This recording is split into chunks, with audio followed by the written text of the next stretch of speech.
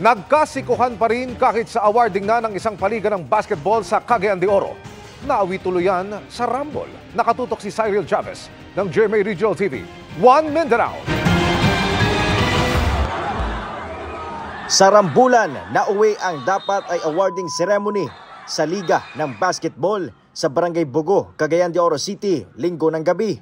Ang Rumble nagsimula sa 2 player na sa kanilang laro pa lang ay nagkainitan na. Sa awarding ceremony, si Nico umano nag-isang player ang katunggaling player nito hanggang sa humantong sa suntukan. Sumama na rin ang ibang players at kasamahan sa kaguluhan.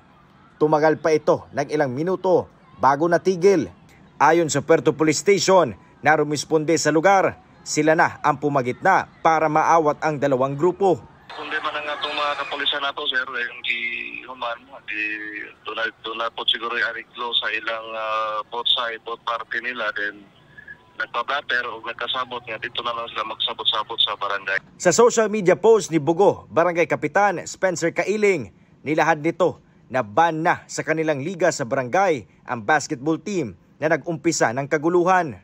Para sa GMA Regional TV 1 Mindanao at GMA Integrated News, Cyril Chavez, nakatutok 24 oras.